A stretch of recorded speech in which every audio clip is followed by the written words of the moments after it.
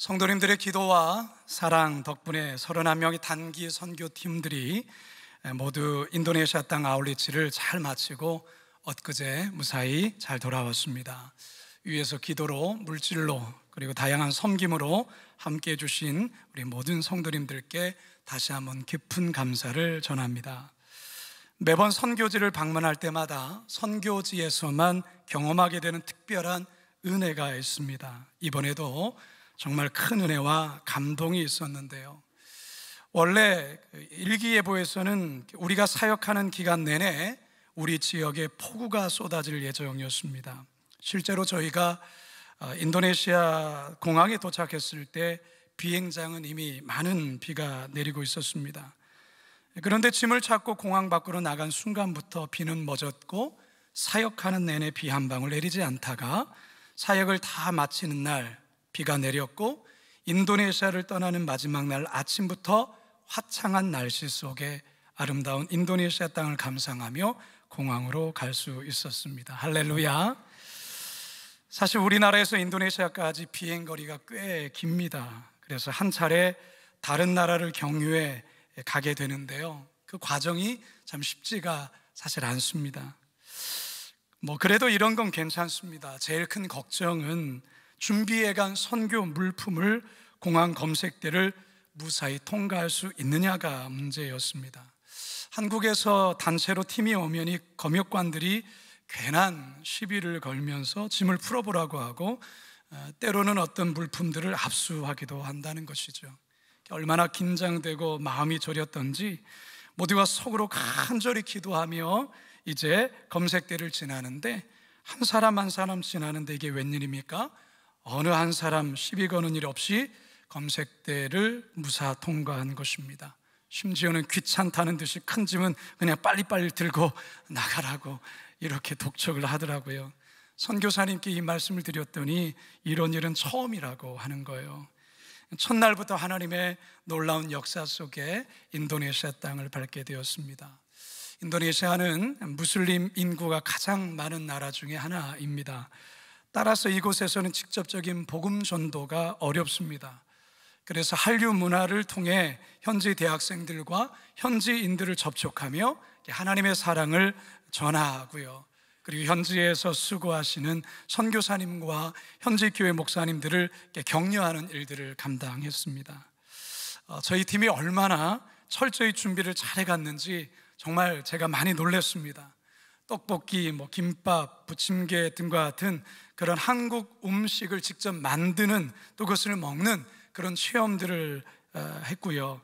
한복이 너무너무 인기가 많았어요. 한복 입고 사진 찍는 것을 너무너무 행복해하는 거예요. 그리고 영화 오징어 게임에서 나오는 그 모든 게임을 다 해봤습니다. 특히 이제 영이 가면 쓰고 무궁화 꽃이 피었습니다, 이거 했습니다. 제가 봐도 좀 몰골이 좀 그런데 저 안으로 들어와야 총 안 맞습니다. 저 들어오기 전에 총 맞는데 물총을 그렇게 맞아요. 물총 맞지 않기 위해서 저렇게 제가 헌신을 다해서 이렇게 뛰었는데요, 아무튼 그렇게 어우러지면서 함께 주님의 사랑을 전했어요. 참 놀라운 것은 저와 함께 가신 우리 김현준 부목사님의 외모가 현지 여학생들에게 인기 폭발이었다라는 거예요. 마치 아이돌 스타를 만난 것처럼 이 여학생들이 수줍게 다가와서 사진 찍자고 요청을 하는데 저에게는 별로 오지 않고 그쪽에만 이렇게 많이 몰리는데 속으로 좀 많이 상하기도 하고 좀 부러웠습니다. 아무튼 하나님께서 지금도 이처럼 세계 곳곳에 또 선교지에서 이렇게 역사하고 있다는 것을 참 직접 눈으로 확인할 수 있었습니다. 다시금 하나님께 이 모든 영광의 박수를 올려드리겠습니다.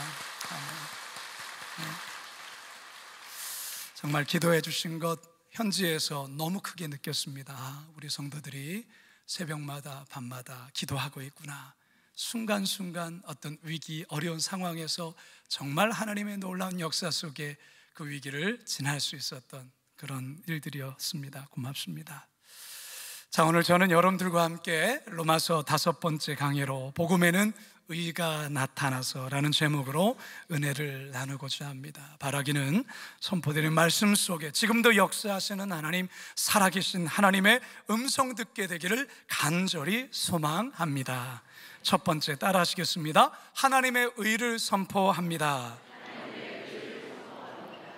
제가 로마서 강해를 처음 시작할 때 여러분들께 한 가지 했던 이야기가 있습니다.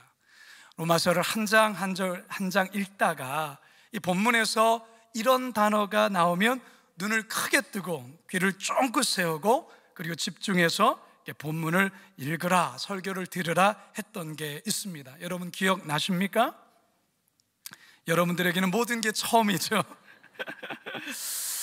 어떤 단어, 용어 제가 말씀드렸는데요, 복음이란 단어를 만나면 여러분 눈을 크게 뜨셔야 됩니다.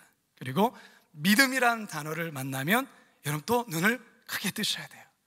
은혜라는 단어가 나오면 또 눈을 크게 뜨셔야 됩니다. 그리고 하나님의 의, 예수 그리스도의 의라는 단어가 나오면 눈을 더 크게 뜨셔야 됩니다. 왜냐하면 로마서에서 중요한 단어이기 때문에 그렇습니다.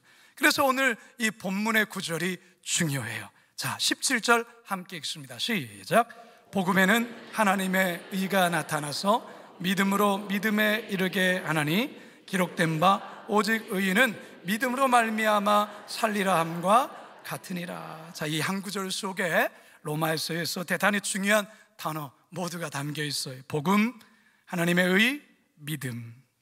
자, 복음에는 뭐가 나타난다고요? 하나님의 의가 나타난다. 이게 무슨 말일까? 이게 무슨 말일까? 여러분, 의가 뭐죠? 의? 보통 우리는 의하면 올곧거나 바르거나 착하거나 하는 이미지를 떠올리곤 합니다. 가끔 뉴스에서 소방관이 수면을 구하고 본인은 안타깝게 생명을 잃게 되었을 때 그를 가리켜 의인이라 그렇게 소개를 하죠. 그래서 한자에서는 이 의를 오를 의자를 씁니다. 오를 행실이 의라는 거예요. 히브리어 성경에서는 이 의와 관련해서 크게 두 개의 단어가 사용이 됩니다. 성경에 이 단어가 대단히 자주 많이 나와요. 첫 번째 단어는 뭐냐면 차디크라는 단어예요. 차디크.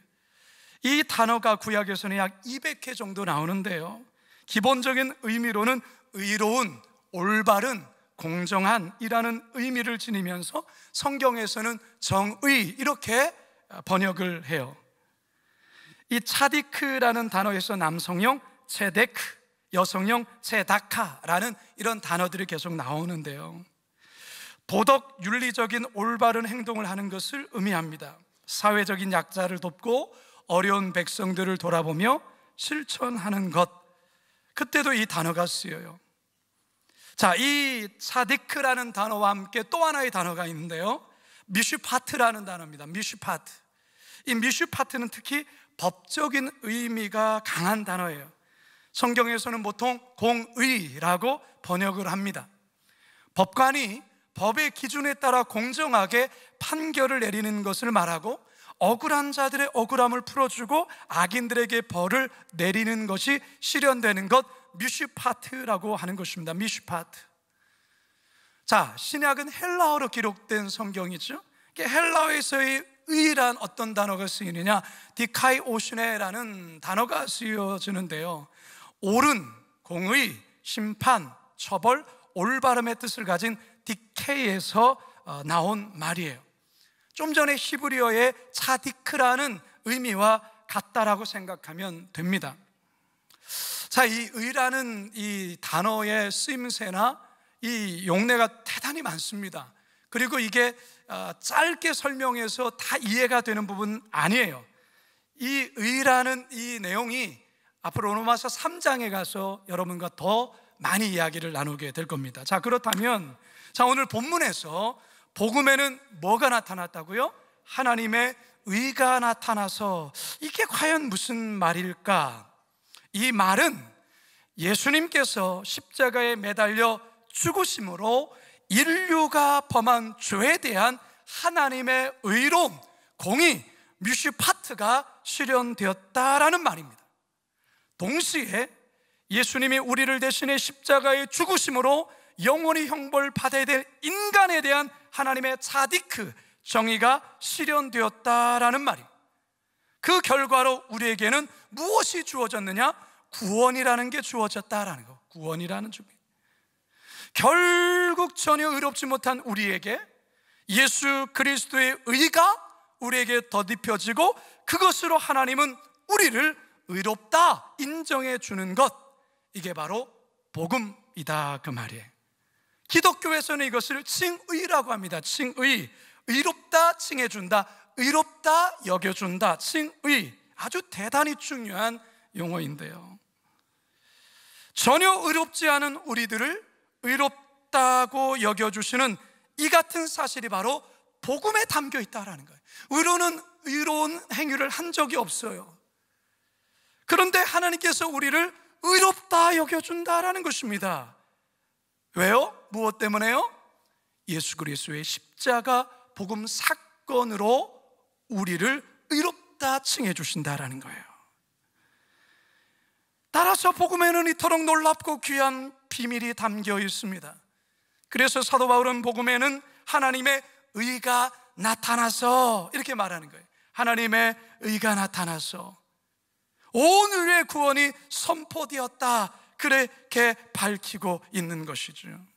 그런데 여러분, 이 놀라운 구원, 하나님의 칭의가 나에게 적용되기 위해서는 뭐가 필요하냐? 뭐가 필요할까요? 믿음이 필요한 거예요. 믿음.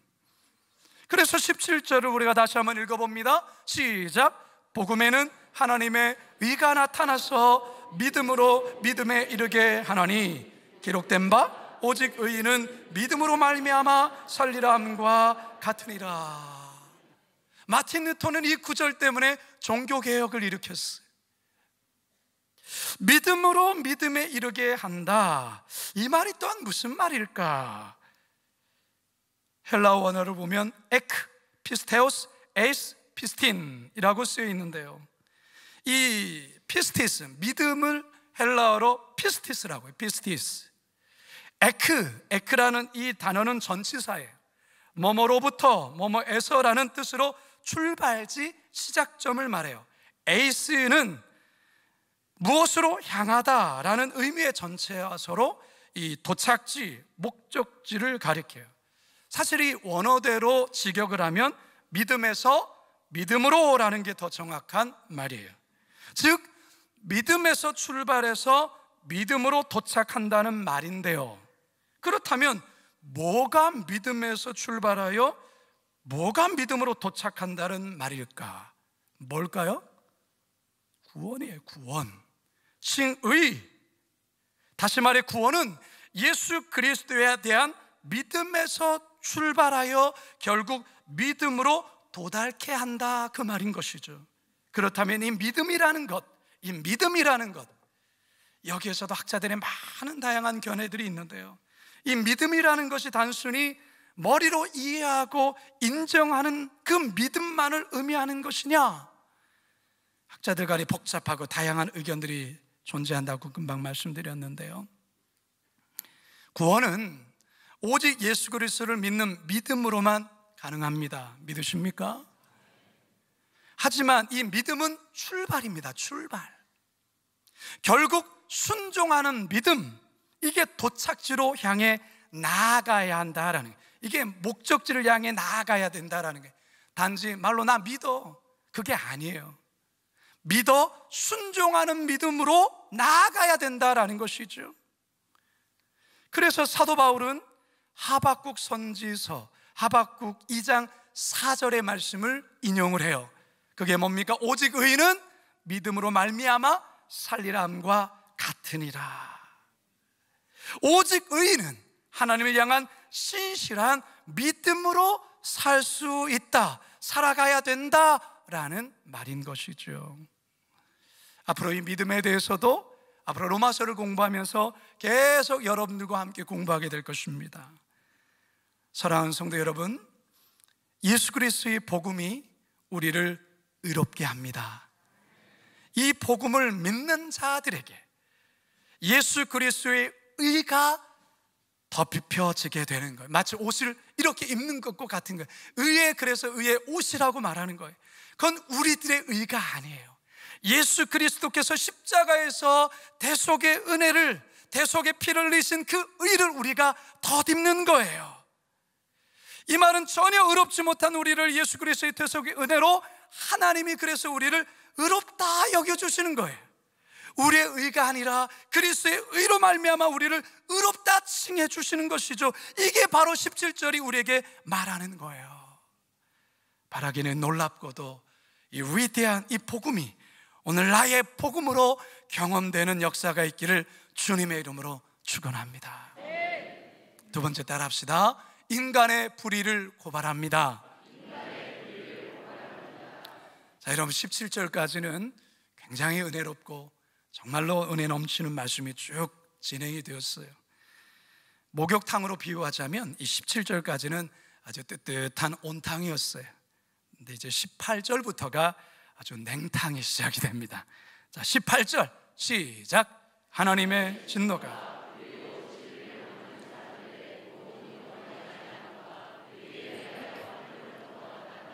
아멘. 전혀 의롭지 못한 죄인들을 예수 그리스도의 복음으로 인해 하나님이 의롭다 여겨주시고 오직 믿음만으로 구원을 주신다는 이 놀라운 선언이 있고 난 직후 분위기가 180도 확 달라져요. 그러면서 나오는 단어가 뭡니까? 하나님의 진노, 그리고 불의, 뭐 이런 내용들이 나와요. 불의를 저지른 인간에 대해 신랄한 고발이 이제 구체적으로 이제 나오게 됩니다. 19절에서 21절 시작. 이는 하나님을 알만한 것이 그들 속에 보임이라.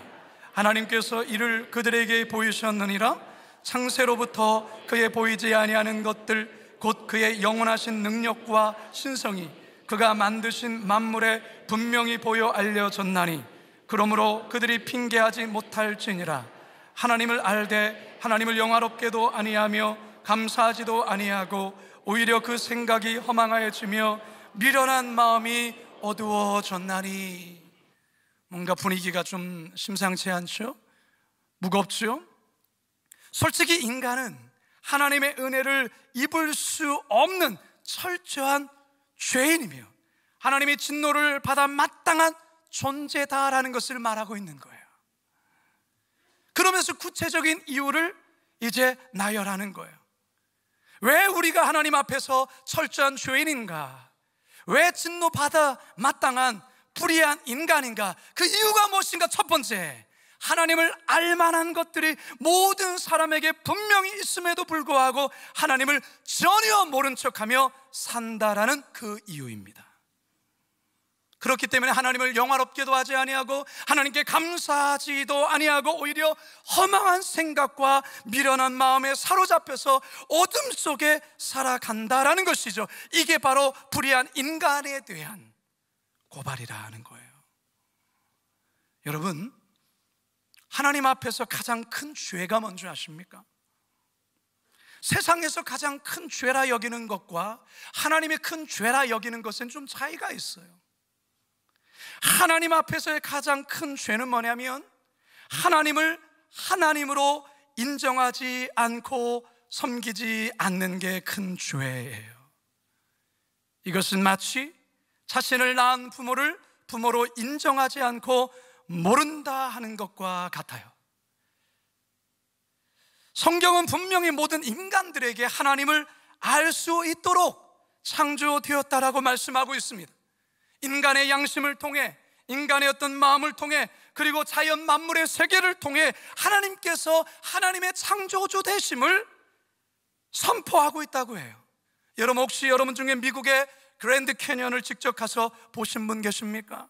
나이아가라의 그 거대한 폭포를 마주하신 분이 계십니까? 추운 겨울나라의 밤하늘에 펼쳐지는 오로라를 보신 적이 있습니까? 자연의 장엄함에 압도되면서 자신도 모르게 창조주 하나님에 대한 그 감탄 연발한다고 해요. 너무나도 감동해서 말문이 막힌다고 하지요. 인간의 인체를 보더라도 참 신기하지 않습니까? 아무리 세상의 과학이 그렇게 발전됐다고 할지라도 피를 만들지 못하죠.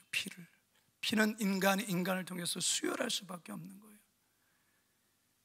조물주 하나님이 아니고서는 도무지 설명할 수 없는 것들이 너무나도 많고, 우주 전체를 연구하는 과학자들도 결국에는 조물주의 창조적 행위가 아니고서는 이 우주 만물에 관해 도무지 설명할 길이 없다고 말하죠. 그런데도 인간은 하나님을 모른 척하며 살아요. 하나님과 상관없이 살아요. 심지어 하나님을 죽은 존재로 그렇게 살아가요. 어느 대학교 화장실 문에 이런 낙서가 쓰였어요. 신은 죽었다, 니체. 그 밑에 이런 댓글이 달렸어요. 너는 죽었다, 신. 그러자 또 그 밑에 이런 마지막 댓글이 달렸어요. 너희 둘 다 죽었다, 청소부 아줌마.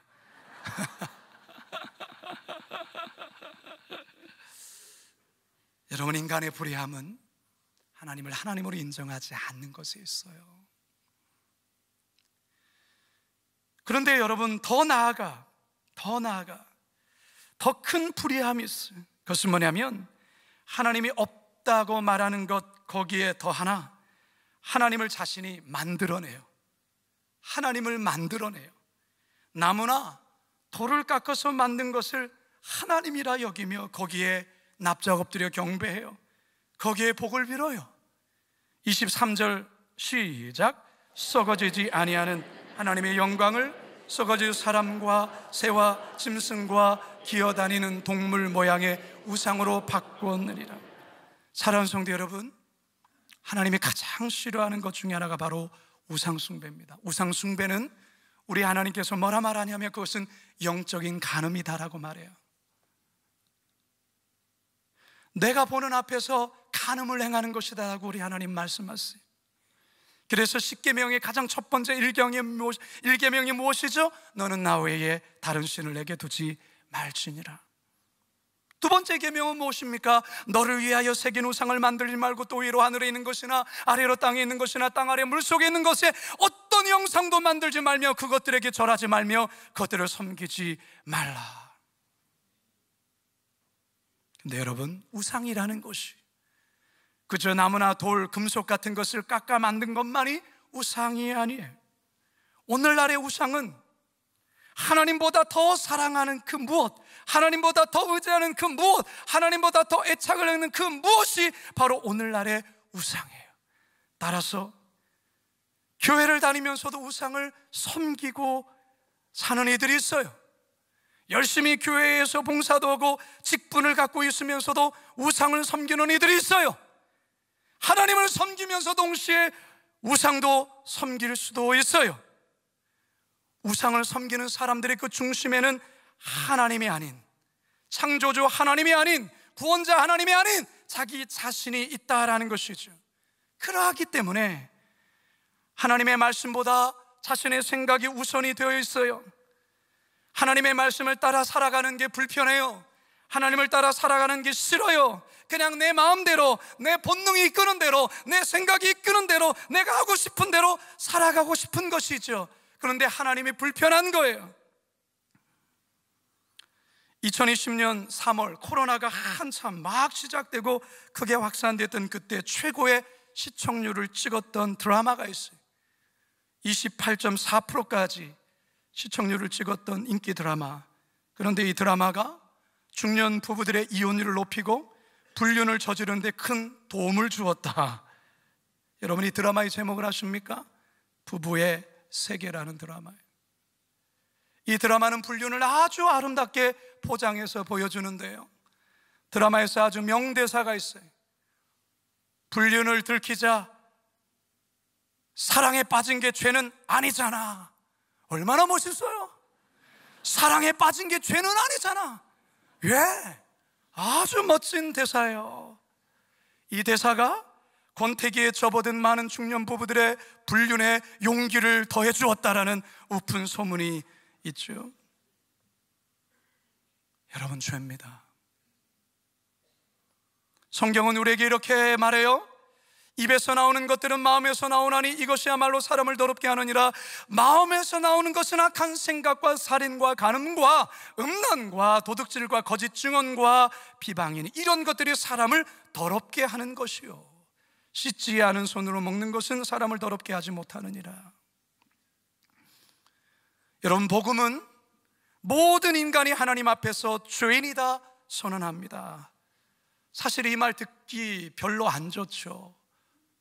너 죄인이야 라고 말하는 거 듣기 좋아할 사람 어디 있겠어요? 내가 왜 죄인이죠? 내가 왜 죄인이야? 이렇게 반박하고 반항하고 싶지요. 그런데 성경은 우리에게 명확히 얘기합니다. 우리 보고 죄인이라고요, 불의한 존재라고 고발해요. 아주 정확하게, 집요하게, 끈질기게, 그리고 결국은 아무런 반박도 못하도록 고발합니다. 이게 복음입니다. 그래서 복음 앞에서 인간은 얼굴을 들지 못해요. 그렇기 때문에 어떤 측면에서 복음은 대단히 잔인하기도 합니다. 하지만 진정한 복음의 역사는 복음을 통해 나의 철저한 불의함을 확인하고 그것을 보고 화들짝 놀라며 그 복음 앞에서 철저히 자신이 무너져야 되는 경험을 해야 되는 거예요. 그래서 복음 앞에서 아파야 하는 거예요. 복음 앞에서 철저히 부끄러워져야 되는 거예요. 그리고 자신의 죄인됨을 인정해야 되는 거예요. 그래야 살 수 있습니다. 그래야 구원의 길이 열립니다. 지금 바울은 이 작업하는 거예요. 예수님이 뭐라 말씀하셨습니까? 병든 자에게라야 의사가 쓸데 있다. 자신이 아픈 자라는 사실을 알고 인정할 때 의사의 도움을 받을 수 있다는 것이죠. 나 아무렇지도 않아, 나 아프지 않아, 나 환자 아니야, 이거 팍팍 우긴다면 결국 치료받을 기회도 놓치고 결국 죽게 되는 거예요. 성경은 우리가 왜 불의한 자인지를 고발하죠. 그 이유는 우리 마음에 하나님 두기 싫어하는 마음으로 가득 찼다라는 것이죠. 혹시 이 말씀에 마음에 찔린다면 지금 성령께서 여러분에게 지금 역사하고 있다는 증거예요. 아무렇지도 않다라는 걸, 아무렇지도 않다, 이걸 두려워하셔야 돼요. 왜요? 여러분 심령이 화인 맞고 그 양심이 작동하지 않고 있다라는 증거일 수 있기 때문에 그래요.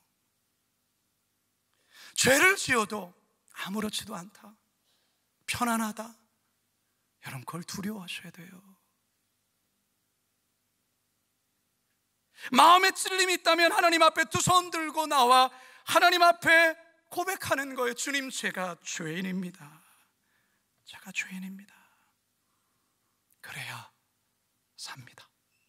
바라기는 이 시간 선포되는 복음 앞에 나의 불의함을 철저히 발견하시고 또한 복음을 통해 죄 사함의 은혜를 얻게 되시길 주님의 이름으로 축원합니다. 마지막 세 번째 따라할까요? 무서운 심판을 예고합니다. 여러분, 하나님은 사랑의 하나님이세요. 여러분 믿으시죠? 하나님은 용서의 하나님이세요. 그리고 하나님은 우리를 향해 오래 참아주세요. 오래. 여러분, 이 사실을 생각하면 그냥 고맙죠. 눈물 나죠. 나 같은 자를, 내가 나를 잘 아는데. 근데 여러분, 하나님의 무한한 사랑과 하나님의 무한한 용서와 하나님의 무한한 오래 참음을 이용하시면 안 돼요. 이용하면 안 돼요. 하나님 용서해 주신다며, 하나님 사랑이 하나님이라며, 하나님 오래 참아 주신다며, 그러면서 죄지면 안 돼요. 오늘 이 말씀은 하나님의 사랑과 용서와 자비는 분명 끝이 없지만 그렇다고 무한정 끝이 없다는 말이 절대 아니에요. 절대 아니에요. 여러분, 유효기간이 있어요. 유효기간. 끝까지 회개하지 않고 그 마음을 하나님을 향해 돌이키지 않으면 결국 아주 무서운 심판이 행해져요. 성경은 그것을 우리에게 예고하는 거예요. 18절을 다시 한번 읽습니다. 시작. 하나님의 진노가 불의로 지를 일을 막는 사람들의 모든 경건하지 않음과 불의에 대하여 하늘로부터 나타나느니. 여러분, 복음은요 동전의 양면과도 같아요. 두 개의 메시지가 항상 함께 작동을 합니다. 한 면에는 하나님의 사랑을 얘기하죠. 동시에 또 한 면에는 하나님의 공의를 이야기합니다. 한 면에는 하나님의 의로움을 보여주면서 동시에 또 한 면에는 인간의 불의함을 들춰냅니다. 한 면에는 하나님의 한없는 용서와 관대함을 보여주면서 동시에 또 한 면에는 하나님의 무서운 심판을 보여줘요. 십자가의 메시지가 그렇습니다. 십자가에는 하나님의 아들을 죽이면서까지 저와 여러분을 구원하신다는 하나님의 절대적인 눈물겨운 사랑이 담겨 있지만 동시에 하나님은 죄에 대해서만큼은 자기 아들을 찢어 죽일 만큼 죄를 미워하신다는 것을 십자가의 메시지에 담고 있어요. 회개하지 않으면 결국은 저 십자가에서 처참한 죽음에 형벌이 주어진다는 것을 우리에게 경고하고 있는 거예요. 따라서 여러분 기억하셔야 됩니다. 기억하셔야 돼요. 요한복음 3장 18절 시작. 그를 믿는 자는 심판을 받지 아니하는 것이요 믿지 아니하는 자는 하나님이 독생자의 이름을 믿지 아니함으로 벌써 심판을 받은 것입니다. 3000년 전에 솔로몬 왕은 전도서를 통해서 또한 이런 말을 하죠. 청년이여 내 어린 때를 즐거워하며 내 청년의 날들을 마음에 기뻐하여 마음에 원하는 길들과 내 눈이 보는 대로 행하라. 그러나 하나님의 이 모든 일로 말미암아 너를 심판하실 줄 알라. 그런즉 근심이 내 마음에서 떠나게 하며 악이 내 몸에서 물러가게 하라.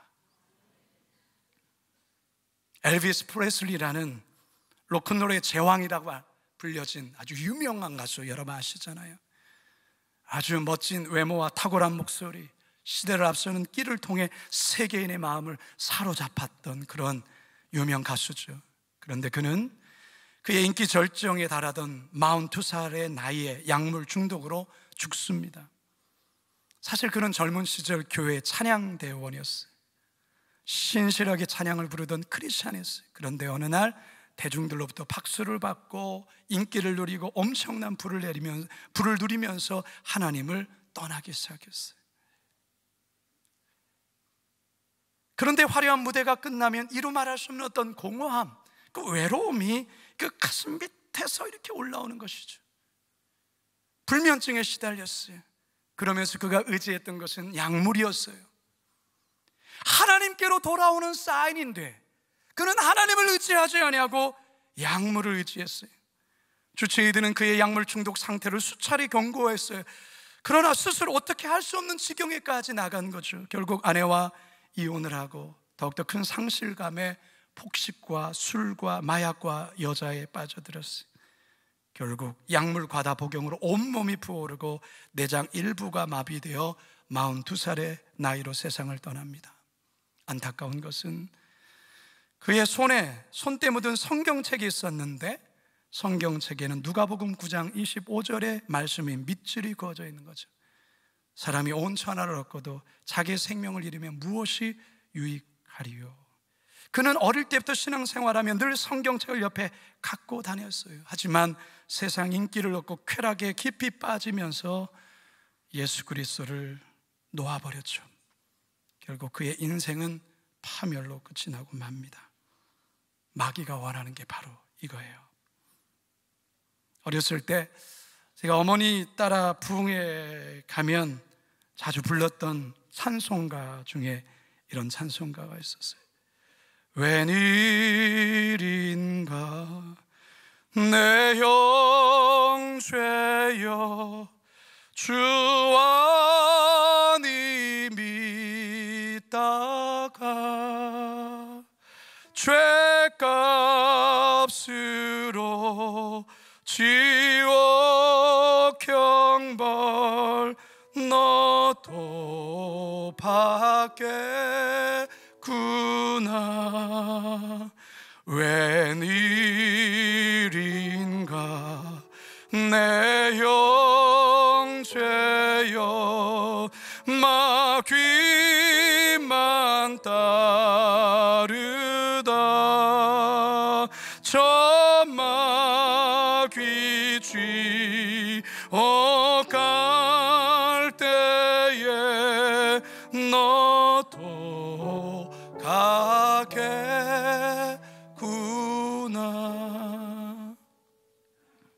성도 여러분, 여러분에게는 십자가가 어떻게 보이십니까? 저 십자가를 볼 때에 여러분은 무슨 생각이 나세요? 저 십자가에는 하나님의 의가 있어요. 하나님의 의. 하나님께서 우리를 의롭다 칭해 주시는 칭의가 담겨 있어요. 그러나 그것이 우리에게 주어지기까지 저 십자가에서 하나님의 아들이신 예수 그리스도가 처참하게 찢겨 죽이셨어요. 죽음을 당했어요.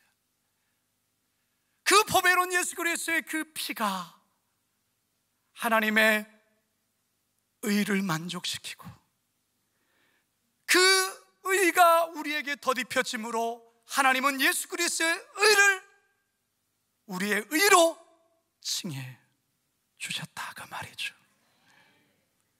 사랑하는 여러분, 동시에 우리는 저 십자가를 통하여 우리의 죄악됨을 철저히 느끼셔야 돼요. 우리 안엔 처절한 불의함을 깨달으셔야 돼요.